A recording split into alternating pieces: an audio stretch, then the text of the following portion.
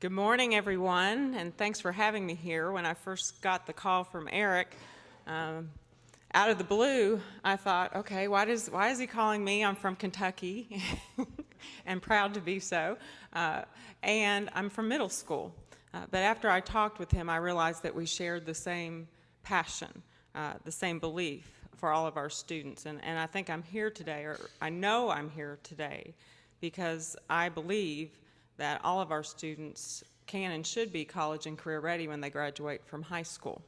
And I also believe passionately that our role as educational leaders is to make that a reality for all of our students. I look at these two girls. These are my girls, and my youngest just graduated from high school about 2 weeks ago, so I'm proud of that. I hope she's college ready. She's going to UK in the fall. And I also know, when I think about just these two girls as my case study, that they were quite different. The one on the left was so focused on college. She knew about the ACT. She took AP courses. She studied every night. She researched colleges. She wanted to know about the money, what she needed to get in, how much money she needed to go. Could she cover the cost of tuition with scholarship money and what we were able to provide for her? And so she was driven, and I did not have to do anything. I know I gave birth to her, but I don't take responsibility for her ambition. The one on the right, not so driven. I would try to talk to her about college readiness, and she'd say, "I got it, Mom. I'm good to go. I got it all covered." And I can remember making her practice the Explore test before she took it in 8th grade, and she said, "Mom, why do I have to do this? Why do I have to practice? Other kids don't have to do this at home. You're the only one who makes me do it."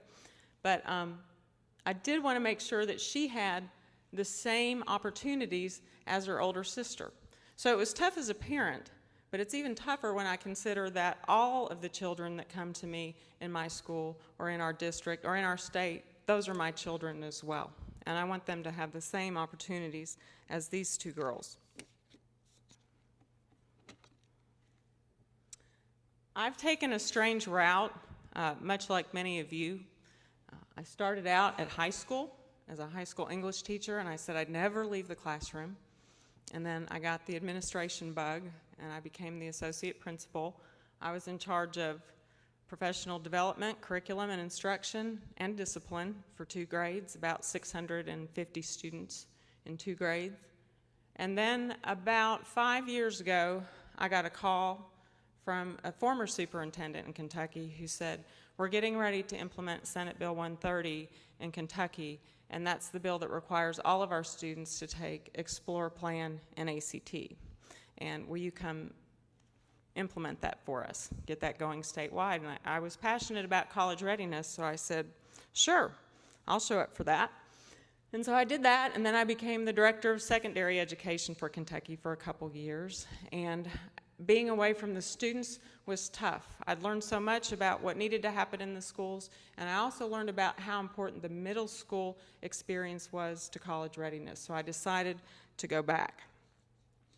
But even before that, I had some things that happened when I was an associate principal that I'm sure many of you can relate to. Number one, I was sitting in my office one day, and I got a phone call from a parent of one of our best students. And she said, "Miss Powell, my daughter Jennifer is an honors student in your school. She's taken every honors class you offer. She has a 4.0. And she said, "How in the hell did she get an 18 composite on her ACT?" And I was a young administrator at that point, and I didn't have a quick answer for her. But I think that's where my passion started. How did that happen? Because this young lady had done everything we asked her to do, and yet she was not prepared to enter one of our state universities and go into credit-bearing courses. And I know you guys have stories like that. I have another story, though, that stayed with me at my heart and has driven me for years. I had a young man named Adam who used to come into my office. He was tardy to class all the time. And we stayed with a class of discipline for 4 years. 9th grade, he'd be late. He'd come in my office. He was a sweet young man, made good grades. He was the star of all of our drama productions, so he was often in rooms like this. And I think of him as a cross between Jim Carrey and Stephen King. Intelligent, witty, a little bit dry, sarcastic sometimes, but he was the star of those productions, and I would watch him and I'd think, he's going to be famous. He can have any future he wants. I'm going to be watching him on the big screen or see him at the Oscars someday. And when he would come in, he'd get 8 tardies. He could never get to class on time. He'd say, "Thank you, Miss Powell. Thank you for my D-Hall. Thank you for my Saturday school." But I never worried about him. And then when he graduated from high school, we were at the project graduation lock-in. I know many of you do that at your high schools. And I said, so where are you going to college? And he said, I'm not going to college. I said, "You're kidding. How could that be? Do you not have enough money? Do you have to take time off to work?" He said, "No." He said, I didn't have the ACT scores. They wouldn't let me in the schools in Kentucky. So I think all the time, what did we do? What did we miss? I spent a lot of time with him working on discipline, but I didn't track his ACT scores. We did not take care of Adam. And so a man with great promise, great talent, and a possible great future, and definitely intelligent enough and capable enough to earn a college degree, did not go to college. And so we let him down. So on that path, I've come back to the global data. I know that United States used to be #1 in producing college graduates, and we have fallen to #9, and by some reports I've read recently, #10. And it's predicted by 2040, and we've heard from great business leaders this morning, we'll have 10 million job openings in the United States that can't be filled because our students don't have the appropriate post-secondary trainings, certifications, and degrees to fill those jobs. So in Kentucky, we've had some recent legislation that I think all of us can learn from, because you don't have to have the legislation to have these goals. We're fortunate that we have them in Kentucky, but anyone can go back in a district or a school and mimic these plans as part of your school improvement plan. First, we have Senate Bill 130, and it does require that all 8th graders take Explore, all 10th graders take Plan, and all juniors take the ACT. And they take that on a special day in March, the first Tuesday in March. 50,000 juniors in Kentucky sit down and take the ACT.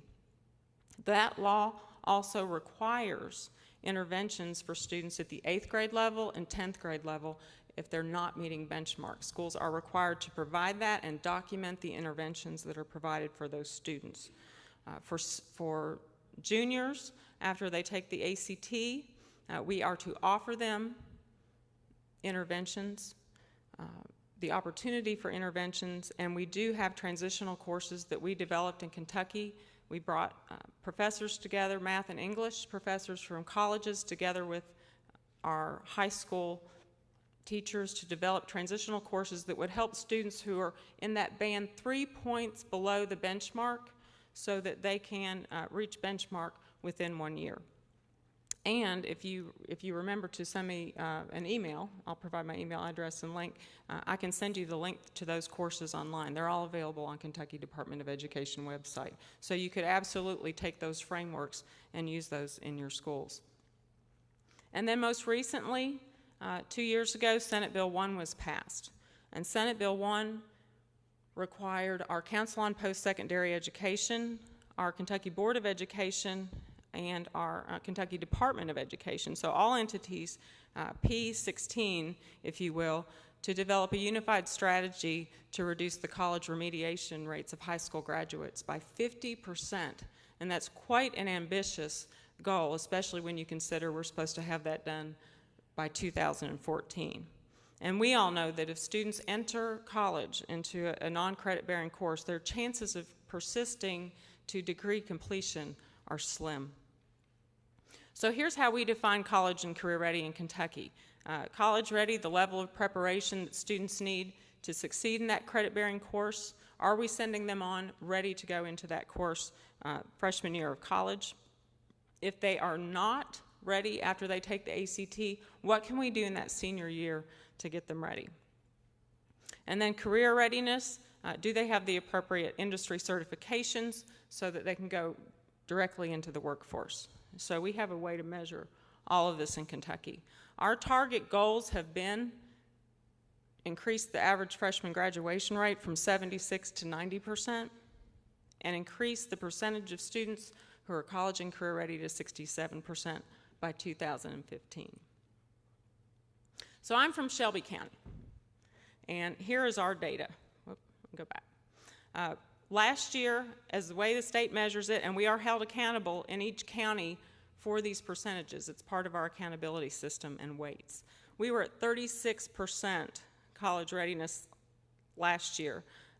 This year we are at 64%. So we've already increased to that percentage point, and we are very proud of that. We've been working hard on that in our county, and we do know that it's a 6 through 12 continuum. We work that way. The high school and middle school leaders work with district leaders to achieve this goal. Our college going rate, we have a high school feedback report that we get for every school in Kentucky, is 61%. But we also know that our 2008 college attendees, and this does lag a bit behind, 30% of those students from Shelby County went on to college having a developmental need. And again, we know that those students are not likely to persist to graduation. And then here is our readiness calculation. I know you may not be able to see this, but when you have it and you can get to the link, you can see that we add the number of students who are meeting the CPE benchmarks. And right now we are just counting English, reading, and math. It's not that we don't care about science, but the law does require that we count those three. If they don't meet benchmark, they have a chance to take one of the college placement tests that our university system has agreed on. We can add them their senior year if they meet the benchmark there or replacement there. You get your number of students who are college and career ready, and we can also add points for students who meet technical benchmarks or certifications. So it does calculate for us a percentage of our students who leave each county in Kentucky college and career ready. Here are our weights in Kentucky right now. For elementary school, you can see under our new system, you've got growth, 40%, gap, 30%, and achievement, 30%. But I want you to see what happens at middle and high school, because this really drives how we are operating in our secondary schools right now. Our middle school weight has changed to college readiness is 16%, and that's our Explore test. It was 5% a few years ago, but under the new accountability system, it's 16, so that's weighty. So you can imagine that all of our middle schools, our teachers, our principals in Kentucky are paying close attention to these scores, and we're using the Explore data in ways that we've never used that before, and I'm going to tell you about that in just a minute. If you look at our high school weights, our graduation rate is 20%. It used to be 2% under our old accountability system, so that has increased. And then college and career readiness, combination of plan and ACT, counts 20% under our accountability model. So this is how we craft our school improvement plans. This is how we're measured in Kentucky. And knowing that, I'm giving you all that background data so you can understand the big goals we have at East Middle School. And when we think about big goals, we think about goals, let's set them so high, maybe we won't reach them, but we don't want to set a partial goal. All of our students will enter 8th grade at or above grade level in reading and math. That's our #1 goal. And I've heard some other people talk about this morning. If they don't have the literacy skills, if they can't read the technical, the nonfiction text, and they can't deal with the text complexity and vocabulary, they will not be successful in high school, and they will not be successful in college. So that's our #1 goal. And then our second is that all students will meet Explore benchmarks in the 8th grade. And that's a lofty goal, I know. But I really don't want to say that 75% will meet benchmarks, because then I'm saying by default that 25%, 1 in 4, won't meet them, and that's okay. We can skim 25% off the top. So these are the goals that drive us every day at East Middle. We use the MAP, the Measures of Academic Progress, to measure reading and math. We give that 3 times a year. We also use our Explore data and our state assessment data to make sure students are on grade level in reading and math. I'm going to tell you more about some of the programs we use for literacy later in the presentation. And for Explore benchmarks, we have amped up our use of Explore, our training in Explore, the way we use item analysis, and the way students interact with their Explore practice items and their score reports so that they will succeed at 8th grade. One of the documents from ACT that you may be interested in, from the high school level, I would suggest reading this. Middle school district leaders, take a look at the report called The Forgotten Middle that tells us that 8th grade academic achievement is the best predictor of college and career readiness by high school graduation. And I think this is one of the factors that drove me back into the middle school, because I knew when I saw this data that we needed to do more before students got to high school so that they would be ready. And so that is probably the one factor we can consider when we're looking at how we can help them improve, more than interventions in high school, more than extended school services where we have them stay after school and learn more about the subject they're not doing well in, more than discipline, more than career studies. This could be your #1 target for improvement. I think Eric showed one of these slides this morning, and I've got a couple. You look at it from the high school level, which is interesting because you know when you get them, if they're on target, and if you can look at the red, those are students who are meeting benchmarks on Explore, and this is English. So they continue to stay above benchmark, and their growth is 5 points, average growth. If you look at the bottom line, you can see that the students who do not meet Explore benchmark in English, they do improve, but they never hit benchmark. And their growth is not as high, their average growth in number of points is not as high as those above. So I know you might look at a slide like this, and I've got a math slide, basically the same, and a reading slide, basically the same, and think, okay, so they don't meet benchmark on Explorer, so they never get there. This is based on past data, and that's something I want you to think about. It doesn't have to stay this way. #1, in the high schools, you can take the kids who aren't on benchmark and provide interventions so that they can succeed. But what can we do in middle schools to make sure that they hit the Explore benchmark when they arrive in 8th grade? Because if we can get them to that red dot or the red square above benchmark, they're probably going to be okay all through high school. And so that's why we set our goal, all students meeting Explore benchmarks. So here are our primary initiatives at East Middle. And we have many, but I needed to really think about the ones that we put in our school improvement plan and the ones that drive these 2 goals. And #1 is intervention teams. We have a heavy campaign on college awareness. Our use of Explore is ambitious and intense, I'll tell you that. And we use something called the individual learning plan, and I've got some slides to show you about that. So those are our 4 main initiatives. Our intervention teams are teams set up by grade level. We have a couple teams per grade. They are data-driven. We meet 2 times a quarter. It's every teacher on the team, the counselor, the principals, our Frisky coordinator, anybody who can help our students who are reading below grade level or not performing in math on grade level. And we have data boards that we put up, and we track everything we can about the students, and it sorts for us, for example, in reading, the students who are our bottom tier, our lowest 20%.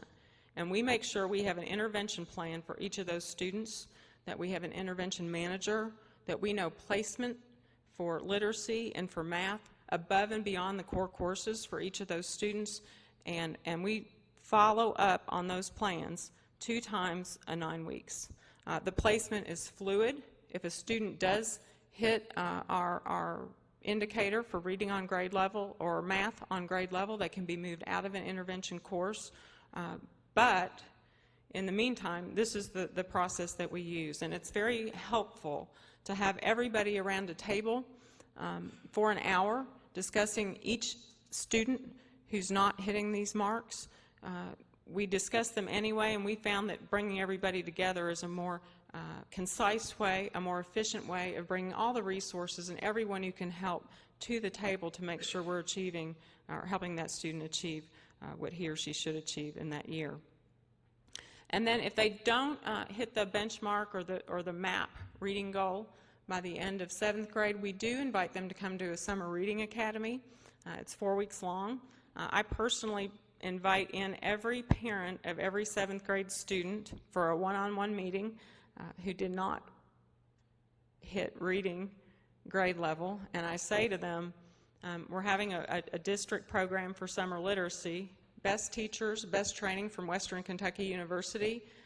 Help your student become a proficient reader in high school. 4 weeks paid for.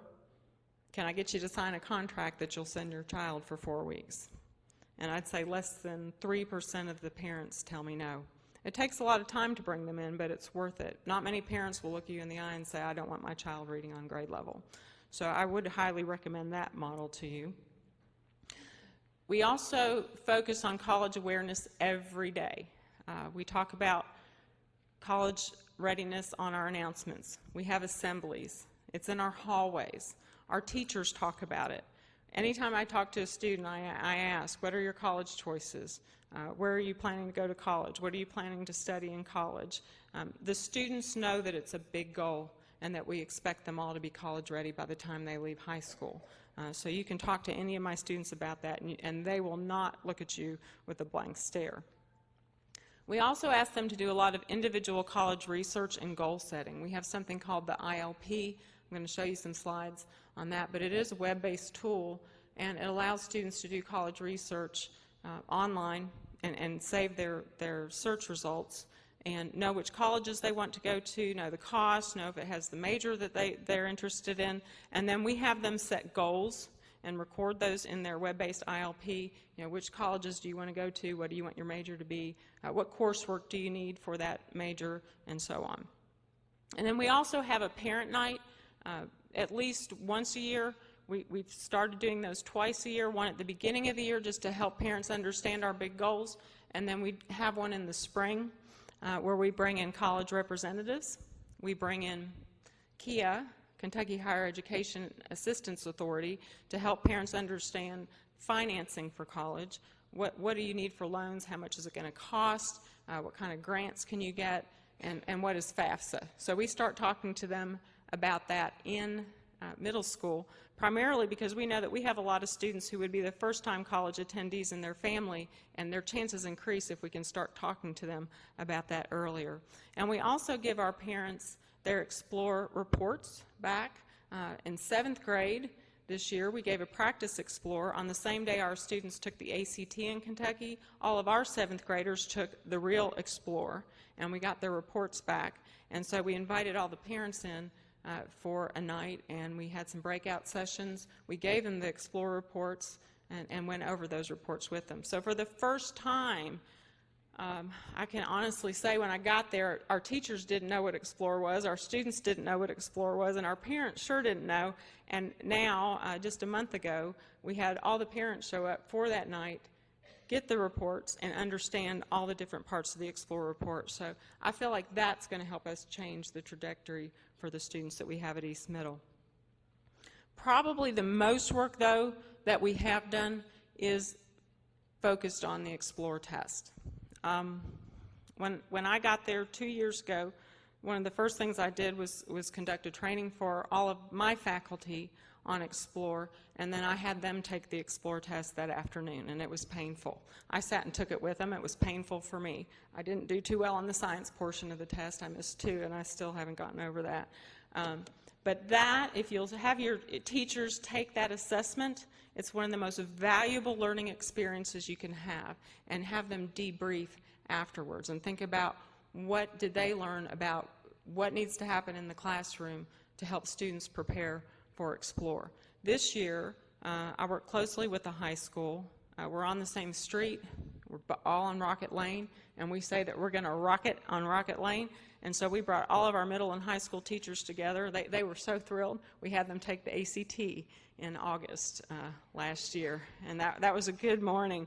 But I will tell you that it was one of the most valuable things we could do. And then again, we had training for them, all of our teachers, on the ACT. You would think that because we have these legislations that all of our teachers know the test specifications, the content, how many, what's the percentage of geometry, for instance, on the math test. We don't have it memorized, they don't have it memorized. So as much training as we can do with our faculty to make them aware of what the tests are and how we can help students prepare for those tests, we know that it's going to pay off for our students in the long run. We have our students, it's required in my school that every teacher has students practice with test items and with pacing. Our students have a lot of trouble with the time portion of the test. They don't get done with the segments in time, and so we give them practice. Our 7th grade students take the full the full Explore. That's the first year. I wanted to pay for it with my money, and I did, but next year the district's going to pay for it because I think they understand the importance. And I would say to you, I think my cost was just a couple $1,000s, and for $2,000 to have all my students know what the Explore test is, they got their individual score reports back, and they know when they go to 8th grade in the fall, in September, within a month of starting school, they're going to take the real Explore. So I feel like they're going to be more prepared than they've ever been in the past. Our teachers complete an item analysis based on the profile report we get in 7th grade. So my teachers now know, based on the March 7th grade practice administration, what they've got to do to help those kids get ready for the 8th grade Explore. And they have a couple months. They also know what they need to do next year, what changes they need to make in their curriculum, and how they need to teach in certain contents so that they can help their students be ready. So we have a whole day where teachers do the item analysis. And then we give all of our students back their score reports, those 7th grade students, and we send them to all of their core classes that day with score report in hand, item analysis on the back, and they look at, and the test booklet, and they look at every item and see what they missed. So in English class, they look at the English items. In social studies, they look at the reading portion of the test. So it's truly a 4-hour item analysis of their individual score report. And what did I miss? Why did I miss it? Was it something I knew and I just didn't understand the way the question was phrased? And sometimes the teacher would see, oh, every student in my class, my 2nd period class, missed question 4 on reading. So what can I do to help my students prepare for that next year? So it's an extensive work. We intend to do more. Next year we have more to do with alignment in our Common Core standards, college readiness standards, and the rigor. I could say if that's the one word I would share with you that we're looking at, how can we increase the rigor for our middle school students so that they are prepared for all of these assessments. I heard somebody talk about the World of Work map. You know, when they get their Explore test back, they get this on their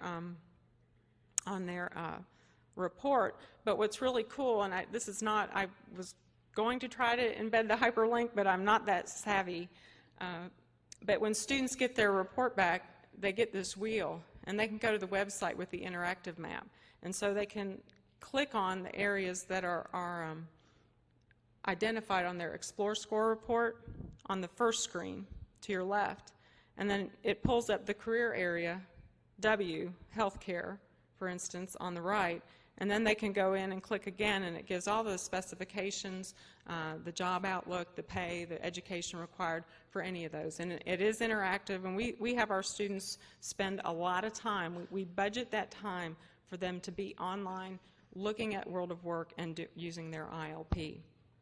And the ILP is a Kentucky initiative. It's called the Individual Learning Plan. It's a web-based tool.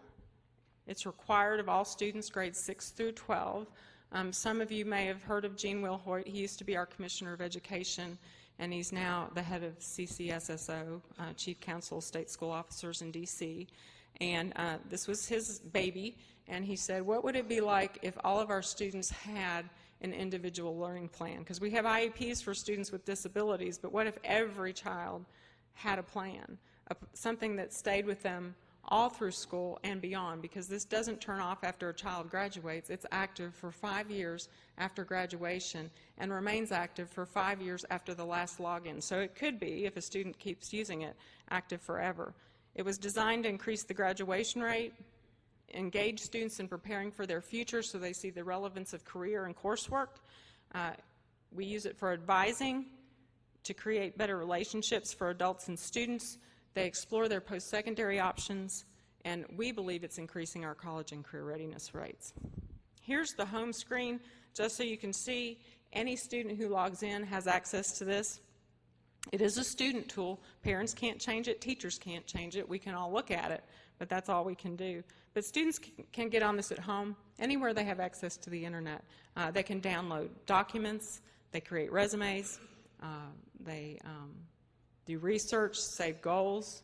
We have them, their Explorer Plan and ACT scores are automatically embedded in here from the state level. So a lot of assessment data goes in here.